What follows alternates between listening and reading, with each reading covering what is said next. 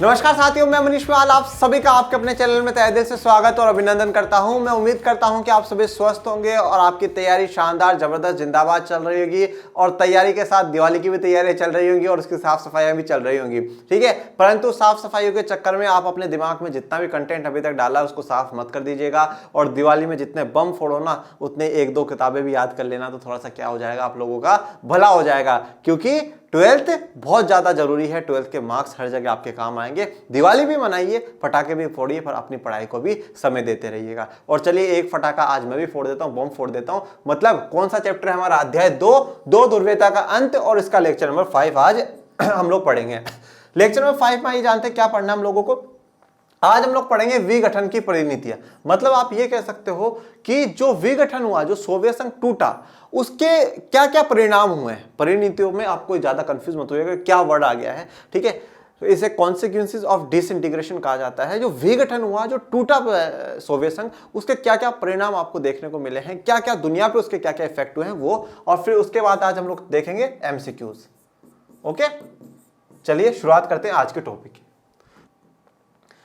विघटन की परिणतियां, इससे मोटे तौर पर 3 प्रकार के दूरगामी परिवर्तन हुए हैं। देखिए, अब एक बात देखिएगा कि 1945 से 1991 तक शीत युद्ध चलता है, और शीत युद्ध में अगर खत्म हुआ तो उसका एक ही चीज हमें देखने को मिली, सोवियत संघ का विघटन, सोवियत संघ का टूटना। और इस सोवियत संघ के टूटने से हमें 3 दूरगामी परिवर्तन, मतलब दूर तक जो परिवर्तन आपको देखने को मिलेंगे वो 3 मोटे मोटे परिवर्तन देखने को मिले।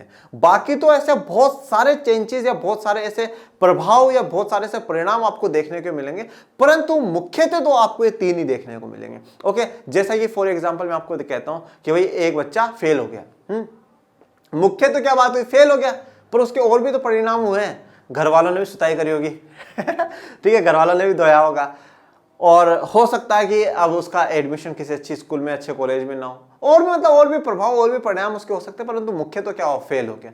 तो उसी प्रकार से क्या है कि सोवियत संघ जब टूटा तो उसके काफी परिणाम आपको, काफी इफेक्ट्स आपको देखने को मिलेंगे, परंतु जो मुख्यतः 3 है वो 3 आपको देखने, उन तीनों पर हम चर्चा करेंगे। सबसे पहला शीत युद्ध की समाप्ति। भैया सबसे जो बड़ी चिंता थी पूरी दुनिया की, वो चिंता खत्म हो गई, वो चिंता चिता में परिवर्तित हो गई, ठीक है ना। मतलब सोवियत संघ खत्म हुआ, एंड हो गया, और लोगों की चिंता खत्म हुई कि चलो रे, धन्यवाद धन्यवाद, भगवान तेरा बहुत भला करे, तुम लोगों ने ये युद्ध खत्म कर दिया, नहीं तो रोज चिंता सी रहती थी। दुनिया ने तो नाम शीत युद्ध दे दिया, और हमारे यहाँ पे ब्लड प्रेशर रोज हाई हो जाते थे, हम गर्म हो जाते थे। तो सबसे बढ़िया तो हुआ शीत युद्ध की समाप्ति। उसके बाद राजनीति में शक्ति संबंध बदल गए। अभी शक्ति संबंध कैसे बदले इसकी चर्चा करेंगे, ठीक है। और फिर फाइनली नए देशों का उदय हुआ। मतलब जो 15 राष्ट्र उनके साथ जुड़े हुए थे वो सब अब अलग हो गए, तो नए देश आपको देखने को मिलेंगे। आइए सबसे पहले बात करते हैं शीत युद्ध की समाप्ति। अव्वल तो दूसरी दुनिया के पतन का एक परिणाम शीत युद्ध के दौर के संघर्ष की समाप्ति में हुआ। तो सबसे पहला, सबसे जो अव्वल कारण आपको देखने को मिलेगा या परिणाम देखने को मिलेगा, वो देखने को मिलेगा दूसरी दुनिया के पतन के कारण क्या हुआ। जो शीत युद्ध के दौर में जो संघर्ष चल रहा था कि भैया आज अमेरिका आगे है, फिर सोवियत संघ भी आगे है। अमेरिका कोई परमाणु बम बना रहा था तो सोवियत संघ भी बना रहा था, सोवियत संघ कोई तैयारी कर रहा था, अमेरिका भी कर रहा है। जो ये संघर्ष जो ये चल रहा था, ये जो कॉन्फ्लिक्ट जो ये चल रहा था, उस कॉन्फ्लिक्ट का हमें क्या करना चाहिए, ओके, उस कॉन्फ्लिक्ट को हम लोग ध्यान करेंगे। तो शीत युद्ध के दौर का जो संघर्ष था ना, वो संघर्ष खत्म हो गया, वो कॉन्फ्लिक्ट, वो झगड़े हैं ना, वो झगड़े खत्म हो गए। तो सबसे अगर बड़ा आपको परिणाम देखने को मिले, सबसे इंपॉर्टेंट अगर कोई परिणाम है दूसरी दुनिया के पतन का, या दूसरी दुनिया, और दूसरी दुनिया क्या है, सोवियत संघ, इस सोवियत संघ के टूटने का अगर सबसे बड़ा परिणाम अगर आप देखेंगे, कॉन्सिक्वेंसेस देखेंगे, तो वो यही है कि शीत युद्ध का जो संघर्ष था वो खत्म हो चुका था। समाजवादी प्रणाली पूंजीवादी प्रणाली को पछाड़ पाएगी या नहीं, यह विचारधारात्मक विवाद अब कोई मुद्दा नहीं रहा। देखिए मैंने आपको क्या कहा था जब मैंने शीत युद्ध पढ़ाया था, तो मैं यहाँ पे जो शीत युद्ध की लड़ाई है वो 2 चीजों के लिए है। पहली तो अपने आप को ताकतवर दर्शाने के लिए कि कौन है पावरफुल, तो अमेरिका बोले नहीं नहीं हम है पावरफुल, फिर सोवियत संघ बोले दूंगा थप्पड़ कान के नीचे, हम है पावरफुल ठीक है। तो इस प्रकार से क्या लड़ाई चल रही थी। और उसके अलावा दूसरी जो लड़ाई थी वो थी विचारधारा की लड़ाई।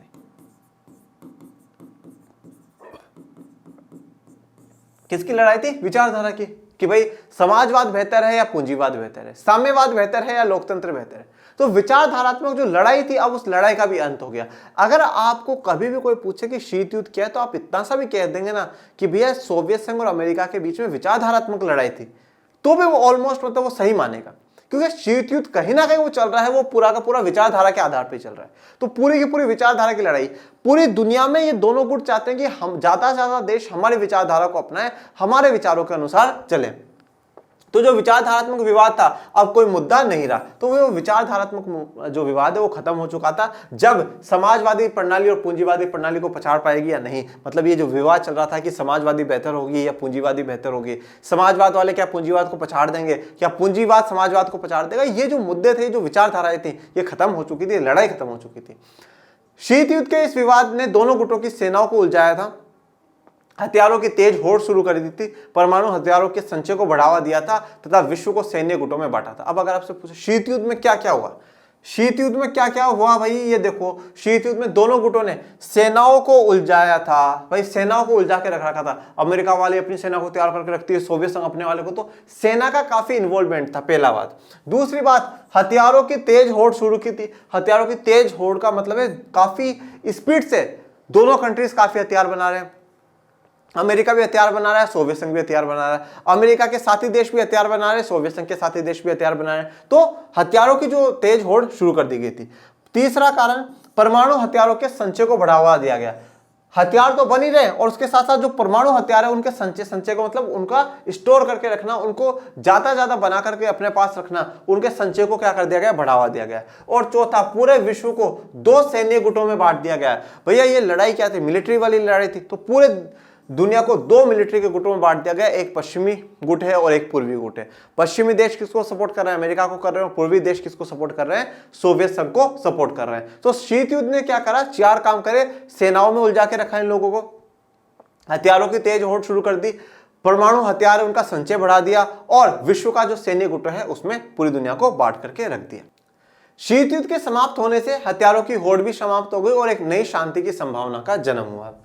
अब जैसे ही सोवियत संघ का विघटन हुआ, सोवियत संघ टूट गया, तो शीत युद्ध समाप्त हो गया। और शीत युद्ध के समाप्त होने से जो हथियारों की जो रेस चल रही थी कि हम ज्यादा बनाए, तो वो होड़ भी क्या समाप्त हो गई, मतलब वो रेस भी खत्म हो गई और एक नई शांति की संभावना का जन्म हुआ कि हाँ अब दुनिया में फिर से क्या देखने को मिलेगी, शांति देखने को मिलेगी। क्योंकि दुनिया शांति का अनुभव कर ही नहीं पा रही थी। कैसे नहीं कर पा रही थी, देखिए 1914 से 1918 तक क्या रहा, प्रथम विश्व युद्ध रहा। उसके बाद आप कह सकते हो 1919 के बाद हिटलर का राज आ गया, ठीक है। और फिर उसके बाद 1939 से 1945 तक द्वितीय विश्व युद्ध आ गया। अब 45 से फिर जब शीत युद्ध शुरू हो गया, अब ये शीत युद्ध खत्म होने के बाद लोगों को लगा कि हाँ भैया अब तो क्या होगा, शांति की स्थापना होगी, अब तो पूरी दुनिया में एक नई शांति हमें देखने को मिलेगी। तो पहला जो रीजन था वो था शीत युद्ध की समाप्ति, मतलब पहला परिणाम आपको देखने को मिलेगा वो शीत युद्ध की समाप्ति हो गई। और शीत युद्ध समाप्त होने के साथ काफी कुछ हुआ, जैसे कि जो हथियारों की दौड़ थी वो दौड़ खत्म हो गई, नई शांति का जन्म होगा, ठीक है। और विचारधारा आपको एक नई नजर आएगी, वो है पूरी की पूरी दुनिया में पूंजीवादी विचारधारा। अब बात करते हैं शक्ति संबंध बदल गए। अभी तक क्या था कि भाई हम दो पावर देख रहे हैं, दो शक्तियां देख रहे हैं, एक यूएसए और एक यूएसएसआर। अब ये तो क्या हो गए, टूट गए, ठीक है, ये तो टूट गए। और अभी तक तो पूरी दुनिया या तो यूएसए को सपोर्ट कर रही थी या यूएसएसआर को सपोर्ट कर रही थी, पर अब देशों के शक्ति संबंध भी बदल गए। काफी लोग अमेरिका की तरफ टर्न हो गए, चलो ये अमेरिका की तरफ चले जाते हैं। काफियों ने ये कोशिश करी कि हम यूएसए और यूएसएसआर मतलब रशिया दोनों के साथ ही क्या अच्छे संबंध बना करके रखे, ना तो यूएसए की तरफ भी ज्यादा नहीं झुके और रशिया की तरफ भी ज्यादा नहीं झुके। तो लोगों के शक्ति संबंध बदल के, देशों के शक्ति संबंध बदल के, मतलब पावर वाले जो रिलेशंस है वो रिलेशंस में अब चेंज देखने को मिल रहा था। विश्व राजनीति में शक्ति संबंध बदल गए और इस कारण विचारों और संस्थाओं के आपेक्षिक प्रभाव में भी बदलाव आया। तो अब विश्व राजनीति में शक्ति संबंध बदल गए और विचारों और संस्थाओं के आपेक्षिक प्रभाव में भी बदलाव आया। तो लोगों के जो संस्था है, विचार है, उनमें बदलाव आ गया। लोग अब अलग अलग संस्थाओं से, ऑर्गेनाइजेशन से, देश जो है जुड़ने लगे। शीत युद्ध के अंत के समय केवल दो संभावनाएं थी। जब शीत युद्ध का अंत था उस समय सिर्फ दो संभावनाएं थी, या तो बची हुई महाशक्ति का दबदबा रहेगा, तो जो बच जाएगी जो महाशक्ति उसका दबदबा रहेगा, वो पूरी दुनिया पे अपना वर्चस्व, अपना प्रभुत्व जमाएगी, और एक ध्रुवीय विश्व बनेगा, या फिर कोई। तो देखो अभी तक हम लोगों ने क्या पढ़ा, दो ध्रुवीय विश्व, ठीक है। दो ध्रुवीय विश्व का मतलब है दो शक्तियां, एक यूएसए और एक यूएसएसआर। अब जब शीत युद्ध के अंत के समय में थे, तो ये संभावना थी, ये पॉसिबिलिटी थी कि जो बची हुई महाशक्ति है वो बच जाएगी, वो महाशक्ति बन जाएगी, पावरफुल बन जाएगी, और विश्व कैसा हो जाएगा, एक ध्रुवीय हो जाएगा। एक ध्रुवीय हो जाएगा भाई, जैसे आप पृथ्वी को देखते हैं, पृथ्वी के भी दो ध्रुव होते हैं, ठीक है, दो एक्सिस है, ठीक है भाई, इधर और इधर, ठीक है। तो पृथ्वी दो ध्रुवों पे, दो एक्सिस पे टिकी हुई है।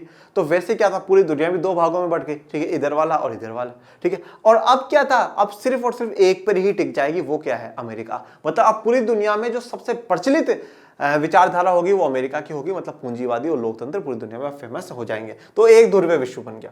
या तो ये हो सकता था, या फिर कई देश अथवा देशों के अलग अलग समूह अंतरराष्ट्रीय व्यवस्था में महत्वपूर्ण मोहरे बनकर उभरेंगे और इस तरह बहुध्रुवीय विश्व बनेगा जहां किसी एक देश का बोलबाला नहीं होगा। अब या तो सिर्फ और सिर्फ जो महाशक्ति बचेगी वही पावरफुल बन जाएगी और एक ध्रुवीय देश बन जाए, एक ध्रुवीय विश्व बन जाएगा। मतलब क्या होगा, सब कुछ उसी देश के हिसाब से चलेगा, जैसा वो चाहेगा वैसे वो पूरी दुनिया को चलाएगा, जैसा चाहेगा वो पूरी दुनिया को वैसे ही न चाहेगा। मतलब सब कुछ उसी के हिसाब से होगा, क्योंकि ये प्रूफ हो जाएगा कि शीत युद्ध में अगर ये पार्टी बच गई, ये टीम बच गई, तो ये पावरफुल है, अब इससे तो कोई भी नहीं लड़ सकता, कोई भी इनसे नहीं जीत सकता। तो पहली संभावना तो ये थी। दूसरी संभावना ये थी कि भाई देश मिल जाए, देश या तो कोई देश और कोई नया देश खड़ा हो जाए, या देशों का जो समूह है या कोई अंतरराष्ट्रीय संगठन है, ये सब इस प्रकार से जुड़ जाए कि वो बहुध्रुवीय विश्व बना ले, जहां पर क्या हो, एक या दो देशों का बोलबाला ना हो, काफी देशों का बोलबाला हो, काफी देशों का क्या हो, वर्चस्व रहे। अब देखिए, आपने चैप्टर 1 पढ़ा, क्या पढ़ा आप, चैप्टर 1 शीत युद्ध का दौर। चैप्टर 2 में आप क्या पढ़ रहे हो, दो ध्रुवीयता का अंत। शीत युद्ध में क्या पढ़ा कि शीत युद्ध के कारण पूरी दुनिया दो ध्रुवीय हो चुकी थी, अमेरिका और सोवियत संघ। और चैप्टर 2 में क्या पढ़ रहे हो कि सोवियत संघ का अंत हो गया, मतलब दो ध्रुवीयता का अंत हो गया। मतलब बचेगा कौन, कौन बचेगा, अमेरिका बचेगी। तो अब तीसरा चैप्टर हम लोग क्या पढ़ेंगे, अमेरिका का वर्चस्व, अमेरिका किस प्रकार से पूरी दुनिया में अपनी विचारधारा को फैलाता है ये। फिर चैप्टर 4 हम क्या पढ़ेंगे कि अमेरिका के अलावा कौन कौन से ऐसी संस्थाएं हैं या ऐसा कौन से देश हैं जो कि बहुध्रुवीय बना रहे हैं विश्व को, जहां पे सिर्फ और सिर्फ सारे की सारे पावर किसके पास, अमेरिका के पास ही नहीं है, बाकियों के पास भी है। इसमें हम लोग बात करेंगे यूरोपियन यूनियन की, यूरोपियन संघ जिसे कहते हैं, हम इसमें बात करेंगे आसियान की, इसमें हम लोग बात करेंगे चाइना की। अब एक देश पावरफुल नहीं है, सिर्फ अमेरिका नहीं है, ये भी टक्कर दे रहे हैं, ये भी टक्कर दे रहे हैं। और फिर हम जो लास्ट कॉन्टेक्स्ट में जाते हुए हम इंडिया की भी बात करेंगे, हम north Korea, south Korea, Japan की भी हम लोग बात करेंगे। इस चैप्टर 4 में हुआ यह कि अमेरिका के लिए महाशक्ति बन बैठा था। अब अमेरिका पूरी दुनिया में पावरफुल बोले, बस अब अपना ही राज होगा, अपन का ही राज पूरी दुनिया में, अब अपन को कोई कुछ नहीं बोलेगा, ठीक है। सोवियत संघ की जो रोज की किचबाजी थी उसको खत्म कर दिया है, अब सोवियत संघ बिल्कुल भी नहीं बचा, अब पूरी दुनिया में अपना राज होगा। और आप जो नेक्स्ट लेक्चर अब आएंगे ना इस चैप्टर के, आज सिर्फ और सिर्फ हम सोवियत संघ के जो विघटन हुआ उसकी परिणतियां, परिणाम पढ़ रहे हैं। उसके आगे हम पढ़ेंगे शॉक थेरेपी के बारे में। ये शॉक थेरेपी क्या थी और किस प्रकार से अमेरिका ने शॉक थेरेपी का इस्तेमाल करते हुए सोवियत देशों में पूंजीवाद को फैला दिया, वो जानेंगे। अमेरिका की ताकत और प्रतिष्ठा से अब पूंजीवादी अर्थव्यवस्था अंतर्राष्ट्रीय स्तर पर प्रभुत्वशाली अर्थव्यवस्था है। तो अब अमेरिका की ताकत और उसकी जो प्रतिष्ठा है, जो उसकी रेपुटेशन है, ठीक है, उससे क्या हो गया कि पूंजीवादी अर्थव्यवस्था अब अंतर्राष्ट्रीय स्तर पर प्रभुत्वशाली। अब यह प्रूफ हो चुका था कि पूंजीवादी व्यवस्था ही बेहतर है।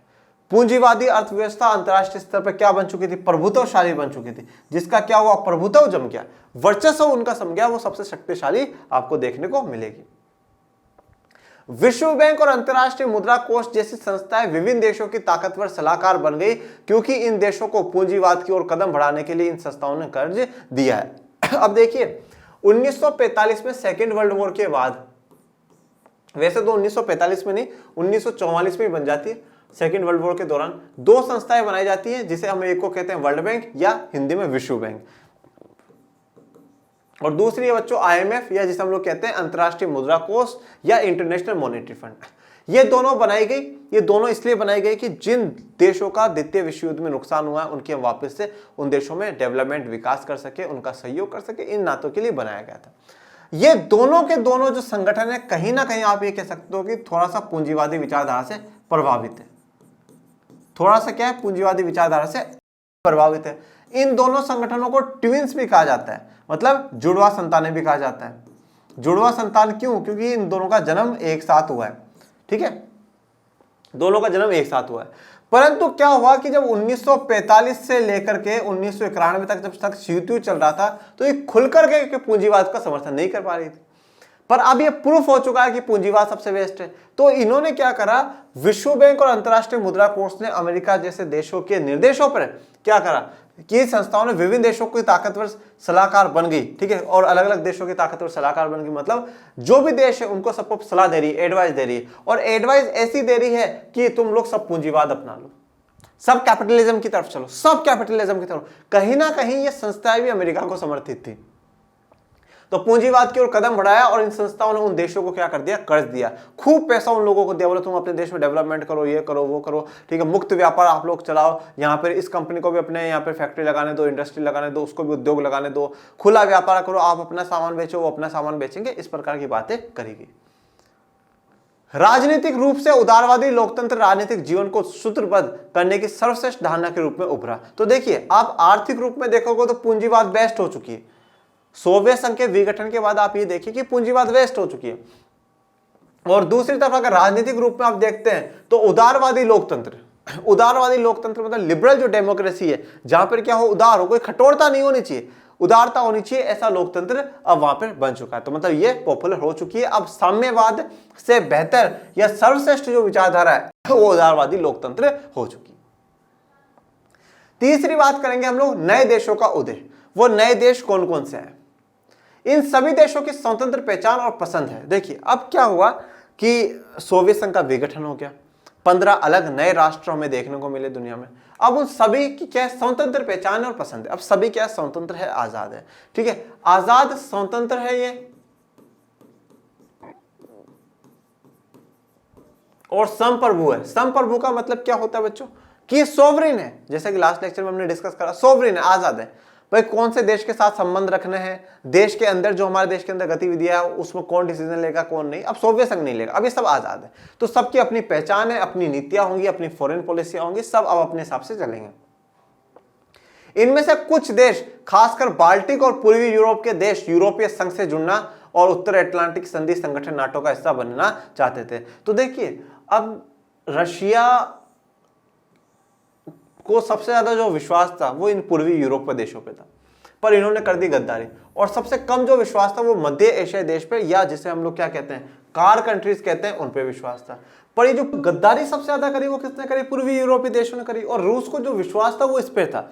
और हमने देखा लास्ट लेक्चर में जो मध्य एशियाई गणराज्य है, या जो कार कंट्रीज जिसे मैं कहता हूं, उन कार कंट्रीज का क्या था, धार्मिक या नस्लीय आधार पर, भाषाई आधार पर काफी अलग थे, पर फिर भी वो उनसे अलग नहीं होना चाहते। तो यहां पर अगर आप देखते हैं राष्ट्रवाद की भावना सबसे ज्यादा उभरी। या नए देशों में जो आप देखेंगे तो वो कौन थे, जो बाल्टिक देश थे। बाल्टिक देश कौन कौन सा था, एस्टोनिया, लिथुनिया और लथाविया, ठीक है, वो थे। और जो पूर्वी यूरोप के देश थे वो किस में मिलना चाहते हैं, यूरोपीय संघ में मिलना चाहते हैं। अब ये यूरोपीय संघ कौन है, ये यूरोपीय संघ के बारे में वैसे मैं चैप्टर 4 में आपको पूरा डिटेल में पढ़ाऊंगा बच्चों।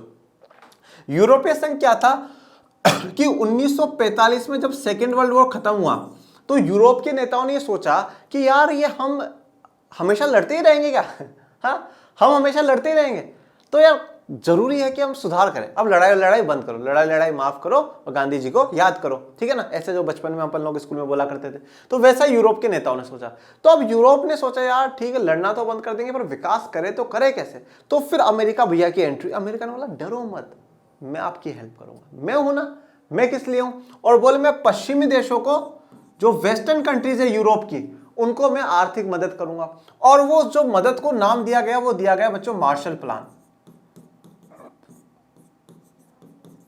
और उसके तहत मदद करी गई, ठीक है। यूरोपियन संघ जो बनता है वो बनता 1991-92 में है, परंतु कहीं ना कहीं आप कह सकते हो कि जो उसके आधार है वो 1945 में रख दिए जाते हैं। अलग अलग संगठन बनते जाते हैं और फाइनली वो यूरोपियन संघ बन जाता है, वही यूरोपियन संघ बन जाता है। मतलब आप कह सकते हो कि यूरोपियन संघ जो बना उसका जो वो पेड़ आपको दिख रहा है, उसका जो बीज लगाया हुआ है वो किसका लगाया हुआ है, अमेरिका का लगा।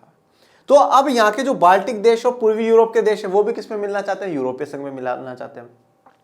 आप सोचिए रशिया के दिल पर क्या बीती होगी कि जिस रशिया ने इन पूर्वी यूरोप के देशों पे इतना विश्वास जताया, इतना साथ लेकर के चला, आज वही पूर्वी यूरोप के देश कहते हैं कि नहीं नहीं, हम तो किसके साथ मिलेंगे, हम तो मिलेंगे यूरोपीय संघ के साथ। उस यूरोपीय संघ के साथ मिलेंगे जो यूरोपीय संघ क्या है, अमेरिका का लगाया हुआ बीज है, ठीक है। फिर उसके बाद किसमें मिलना चाहते हैं, उत्तर अटलांटिक संधि संगठन, जिसे हम लोग क्या कहते हैं, NATO, North Atlantic Treaty Organization, NATO. और नाटो ये किसका है, मिलिट्री ऑर्गेनाइजेशन है, मिलिट्री संगठन है किसका, अमेरिका का। अब उसमें मिलना चाहते हैं, मतलब अपने अपने नहीं रहे, अपने भी क्या हो गए, पराये हो गए। और अपने किस में जाकर के मिल रहे हैं, पराये वाले गुट में जाकर के मिल रहे हैं। तो नाटो में ये जाकर के मिलेंगे। तो मैं आपको यहां पर यही कहना चाहता हूं कि जो नए देशों का उदय हुआ, अब उन नए देशों के साथ आप ये भी देखिए शक्ति संबंध भी किस प्रकार से बदल रहे हैं। जो पूर्वी यूरोप है, ठीक है मैं मानता हूं कि आप आजाद रहिए, अलग रहिए, परंतु ये किसके साथ जा रहे हैं, अब यूरोपीय संघ, नाटो और ये सब क्या है, ये पूंजीवादी देश है। तो जिस प्रकार से शक्ति संबंध बदले हैं, उन शक्ति संबंधों के हिसाब से भी आप ये हिसाब लगा सकते हैं कि पूंजीवाद अब प्रभावशाली हो रहा था। अब पूंजीवाद धीरे धीरे दबाव पूरी दुनिया पर अपना बना रहा था। मध्य एशियाई देश अपनी विशिष्ट भौगोलिक स्थिति का फायदा उठाना चाहते थे। तो मध्य एशियाई देश चाहते थे कि जो हमारी भौगोलिक स्थिति है, हमें उसका क्या करना चाहिए, हमें फायदा उठाना चाहिए। अब मध्य एशियाई देशों को मैं आपको आज दिखाई देता हूं कौन कौन से। ये तो आपको रूसी संघ दिख रहा है, ठीक है, रूसी संघ। इधर ये बेलारूस, ये यूक्रेन, ये मालदोवा, रोमानिया, बुल्गारिया, तुर्की, जॉर्जियो, अजरबैजान, आर्मेनिया, ठीक है। अब ये आ जाओ जो 5 अपने कार कंट्रीज है, ये मध्य एशियाई गणराज्य, कजाकिस्तान, उज्बेकिस्तान, ठीक है, किर्गिस्तान, तुर्कमेनिस्तान और तजाकिस्तान, ठीक है। ये जितने भी तान है ना ये सारे के सारे जो तान है, ये ही क्या है, पांचों के पांचों मध्य एशियाई देश हैं। ये उज्बेकिस्तान में बेटा एक जगह है ताशकेंत। कौन सी जगह है, ताशकेंत। ये उज्बेकिस्तान पहले सोवियत संघ का हिस्सा था। इसी ताशकेंत में 1966 को हमारे माननीय प्रधानमंत्री श्री लाल बहादुर शास्त्री जी को समझौते के लिए बुलाया गया था 1965 के युद्ध के बाद, भारत पाकिस्तान का शांति समझौता करवाने के लिए, ठीक है। और दुर्भाग्य रहा ये भारत का कि उनकी एक रहस्य में मृत्यु हो गई, मिस्ट्रियस डेथ उनकी हो गई, जिसका पता हम आज तक भी नहीं लगा पाए। और सच में वो एक ऐसे व्यक्तित्व के धनी थे, वो एक ऐसे व्यक्ति थे, अगर वो थोड़े और अगर कम से कम 5 साल का भी कार्यकाल पूरा करते हैं ना, तो शायद भारत और भी प्रगति पे हमें देखने को मिलता। आगे के प्रधानमंत्रियों ने भी सबने बेहतर काम करा, पर सच में उनका व्यक्तित्व भी एक गजब का व्यक्तित्व था, लाल बहादुर शास्त्री जी का। और दुख की बात यह है कि उनकी रहस्य में मौत हो गई। तो उज्बेकिस्तान, आज के उज्बेकिस्तान की राजधानी है ताशकेंत, ये भी बात ध्यान रखिएगा, ठीक है ना। काफी बार कोई सा क्वेश्चन कहां से ट्रिक कर जाता है, तो ताशकेंत उज्बेकिस्तान की राजधानी। और आगे जब अपन लोग जो किताब 2 है उसमें जब पढ़ेंगे तो आपको उसमें आएगा भी। तो ये जो पांचों आपको देखने को मिल रहे हैं, अब इन देखो पांचों मध्य एशियाई गणराज्य, इनका आप एरिया देखिए, यहां से लेकर करके यहां तक ये पूरा फैला हुआ है। इन देशों ने रूस के साथ अपने मजबूत रिश्ते को जारी रखा और पश्चिमी देशों अमेरिका, चीन तथा अन्य देशों के साथ संबंध बनाए। अब देखो मध्य एशियाई जो देश है, इन्होंने अपनी भौगोलिक स्थिति, अपनी जो ज्योग्राफिकल लोकेशन है उसका फायदा उठाया। उन्होंने रूस के साथ तो अच्छे संबंध बना के रखे, क्योंकि रूस तो पहला प्यार है ना, तो रूस के साथ तो अच्छे संबंध होना जरूरी है। पर अब दिन पे दिन क्या हो रहा है, अमेरिका का दबदबा बढ़ रहा है, तो इसलिए जरूरी है कि थोड़ा सा अमेरिका के साथ भी चले जाए। तो पश्चिम के देश और जो अमेरिका, उसके साथ अच्छे संबंध बनाए, चीन के साथ भी बेहतर संबंध बनाए, और अन्य देशों के साथ अब संबंध इन्होंने सुधार लिए। क्योंकि अब इन्होंने सोचा कि यार सोवियत संघ ही नहीं रहा, तो हमें ज्यादा कट्टरता रखने का कोई मतलब नहीं है, कि मतलब हम रूस ही चिल्लाएं, इससे बेटर है कि हम सबके साथ ही अच्छे रिलेशंस बना करके चले। हर एक के हित, पहचान और आर्थिक राजनीतिक समस्या अलग अलग थी। अब सभी देशों ने अपनी अपनी विचारधारा, अपनी अपनी आइडियोलॉजी को अपनाया, अपने हिसाब से वो चली, और सभी के हित मतलब सभी के जो इंटरेस्ट है वो अलग है, सबके पहचान और आर्थिक और राजनीतिक समस्या अलग अलग थी। किसी के देश में गरीबी ज्यादा है, तो किसी के देश में कोई राजनीतिक समस्या है, कोई लोकतंत्र की स्थापना करना, इस प्रकार की समस्याओं का सामना करना पड़ा है। ओके, तो 1991 में फाइनली सोवियत संघ का विघटन हुआ, और 3 मुख्य हमें परिणाम देखने को मिले: शीत युद्ध की समाप्ति, शक्ति संबंधों में बदलाव और नए देशों का उदय। 1991 में आकर के भारत ने भी एलपीजी पॉलिसी को लागू कर दिया था। एलपीजी पॉलिसी होती है लिबरलाइजेशन, प्राइवेटाइजेशन और ग्लोबलाइजेशन। भारत 1947 के बाद से उन्होंने मिश्रित अर्थव्यवस्था अपनाई, जहां पर यह कहा गया कि भाई सरकार भी काम करेगी, सरकार के भी क्षेत्र होंगे, और प्राइवेट भी काम करेगी। परंतु अगर आप देखते हैं 1947 से 1991 तक का भारत देखेंगे, तो भारत मिश्रित होते हुए समाजवाद की तरफ झुका हुआ था, और इसमें ना बाहर की कंपनियों को देश में आने दिया, फैक्ट्री लगाने दी, इंडस्ट्री नहीं लगाने दी, उनसे ना कोई ज्यादा व्यापार करा, सब कुछ सिर्फ और सिर्फ देश के अंदर ही चल रहा है। अब इससे क्या हुआ कि अगर हमने कहीं विदेशों से कर्जा लिया है, अब उस विदेशों को कर्जों को चुकाना होता था डॉलर में। अब हम बाहर के किसी लोगों से अगर कोई व्यापार ही नहीं कर रहे हैं तो डॉलर आएगा तो आएगा कैसे? तो फिर फाइनली जो भारत ने कर्जा लिया उसको किसमें? गोल्ड में उनको चुकाना पड़ा भारत सरकार को। भारत सरकार को गोल्ड में चुकाना पड़ा। 1991 के समय प्रधानमंत्री नरसिम्हा राव जी की सरकार थी और उनमें वित्त मंत्री मनमोहन सिंह जी थे। तो मनमोहन सिंह जी ने सलाह दी कि अब हमें क्या कर लेनी चाहिए? एलपीजी की पॉलिसी अपना लेनी चाहिए। एलपीजी की जो पॉलिसी है, लिबरलाइजेशन, प्राइवेटाइजेशन और ग्लोबलाइजेशन, उदारीकरण, निजीकरण और वैश्वीकरण। उदारीकरण का मतलब क्या था? पहले आप एक चीज समझिएगा, व्यापार अवरोधक। मैं आपको ये चीज क्यों समझा रहा हूं वो भी आपको बताऊंगा। ओके, जो व्यापार अवरोधक है ना, अब व्यापार अवरोधक क्या होते हैं? व्यापार आप सभी समझते हैं किसी वस्तु का लेन देन, ठीक है भाई। जैसे फॉर एग्जांपल मैं एक दुकानदार हूं, मैं मोबाइल का दुकानदार हूं, आप मेरे पास आए, आपने मुझे पैसा दिया, मैंने आपको मोबाइल दे दिया, ये व्यापार है, लेन देन है। अवरोधक का मतलब क्या है? रोक लगा देना। तो अब जो विदेशों के बीच में व्यापार होता है, जैसे भारत और चाइना के बीच में व्यापार हो रहा है, श्रीलंका अमेरिका के बीच में व्यापार हो रहा है, इस प्रकार इनमें रोक लगाना। तो रोक दो प्रकार से लगाई जा सकती है, एक होता है आयात शुल्क और दूसरा होता है कोटा। आयात शुल्क का मतलब क्या है? आयात, जो हम बाहर से सामान मंगवा रहे हैं उस पर कुछ टैक्स लगाएंगे।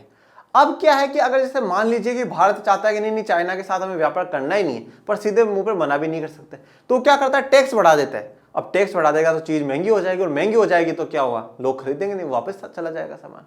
तो आयात शुल्क भी कर देता है। कोटा का मतलब वैल्यू लिमिट फिक्स कर दी, भाई 100 फोन से ज्यादा चाइना के फोन नहीं आएंगे, 200 से ज्यादा चाइना से शर्ट नहीं आएगी। तो कोटा लगा के ये क्या है? व्यापार अवरोधक है। जब इनको हटा दिया जाए या उनको कम कर दिया जाए तो उसे कहा जाता है उदारीकरण। निजीकरण का मतलब आप सभी समझते हैं कि प्राइवेट को ज्यादा छूट दे दी गई। और जब क्या हुआ कि उदारीकरण और निजीकरण हुआ तो पूरा विश्व हमें एक देखने को मिलता है। अमेरिका का सामान भारत में बिक रहा है, भारत का सामान ऑस्ट्रेलिया में बिक रहा है, तो पूरे विश्व का एकीकरण हो गया, तो हम उसके क्या कहते हैं? वैश्वीकरण कहते हैं। तो यहाँ पे एलपीजी की पॉलिसी भारत सरकार ने अपना ली। तो अब आप ये भी कह सकते हो कि भारत की अर्थव्यवस्था है, कहीं ना कहीं थोड़ा बहुत समाजवाद की नीति पर भारत की अर्थव्यवस्था चली, जो कि कहीं ना कहीं थोड़ी सी फेल रही। क्योंकि मैंने क्या कहा कि मिश्रित होते हुए समाजवाद की तरफ झुके हुए थे, तो कहीं ना कहीं वो फेल हुई, तो फिर ही तो भारत पूंजीवाद की तरफ आए, ठीक है। तो भारत ने कहीं ना कहीं आप देख सकते हो कि भारत को यह भी अनुभूति हो गई होगी कि नहीं, सोवियत संघ का विघटन होने वाला है, तो इसलिए क्या होना चाहिए? हम पूंजीवाद की तरफ थोड़ा सा चले जाना चाहिए। और 1971 में भारत ने सोवियत संघ के साथ क्या है? एक ट्रीटी भी कर ली थी 20 साल के लिए, और वो 20 साल पूरे भी हो गए थे। तो यहां पर कहीं ना कहीं आप देख सकते हो कि भारत भी जो है थोड़ा सा पूंजीवाद की तरफ झुक जाएगा। 1991 के समय में ही भारत में एक और बहुत बड़ा बदलाव आता है। वो बदलाव आता है देश में गठबंधन की सरकारों का बनना। गठबंधन की सरकार का बनना। गठबंधन की सरकारों का बनने का मतलब क्या है कि आप देखेंगे 1989-90s के दौर तक जो दौर रहा, कांग्रेस का दौर रहा, पर उसके बाद अब क्षेत्रीय दल उभर रहे हैं, मतलब एक एक राज्य में कोई अलग अलग मजबूत दल बन रहे हैं, और उनके सहायता से ही क्या है? जो केंद्र सरकार है वो केंद्र की सरकार बन रही है।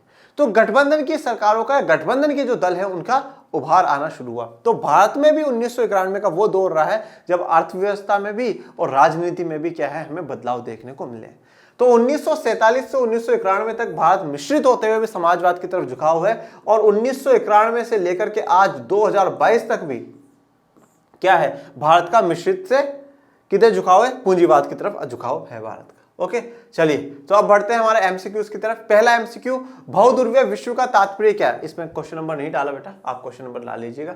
बहुध्रुवीय विश्व का तात्पर्य विश्व में एक महाशक्ति का होना, विश्व में दो महाशक्तियों का होना, विश्व में अनेक महाशक्तियों का होना, विश्व में कोई महाशक्ति न होना। तो बिल्कुल आसान सा जवाब है। निम्नलिखित में कौन सा राज्य बाल्टिक गणराज्य का हिस्सा नहीं है? तो बाल्टिक में मैंने आपको 3 कंट्रीज बताई है, कौन कौन सी हैं? तो रूस, एस्टोनिया, लताविया, लिथुनिया। तो कौन सी नहीं है वो पूछा है, तो वो आप बता दीजिएगा। सोवियत संघ के विघटन का क्या परिणाम हुआ? तो सोवियत संघ के विघटन का क्या क्या परिणाम हुआ है? दूसरी दुनिया का अंत, प्रथम दुनिया का अंत, शीत युद्ध का आरंभ और संयुक्त राष्ट्र संघ की स्थापना। क्वेश्चन नंबर 4, साम्यवादी सोवियत गणराज्य के विघटन के बाद किसको सोवियत संघ का उत्तराधिकारी राज्य माना गया? रूस को, ऑस्ट्रिया को, यूगोस्लाविया को या बेलग्राद को? क्वेश्चन नंबर 5, निम्नलिखित में से कौन सा सोवियत संघ के विघटन का परिणाम नहीं है? विश्व व्यवस्था के शांति शक्ति संतुलन में बदलाव, स्वतंत्र राज्यों के राष्ट्रकुल CIS का जन्म, अमेरिका और सोवियत संघ के बीच विचारात्मक लड़ाई का अंत और मध्य पूर्व में संकट। तो आप बता दीजिएगा। 5 क्वेश्चन है और आज के लिए अपना इतना ही लेक्चर। और आपको कोई भी समस्या, कोई भी परेशानी हो तो आपको कमेंट बॉक्स में मेंशन कर दीजिएगा और ज़्यादा से ज़्यादा लाइक, शेयर, सब्सक्राइब करिए। मिलेंगे नेक्स्ट लेक्चर में, तब तक के लिए थैंक यू सो मच। जय हिंद, जय भारत।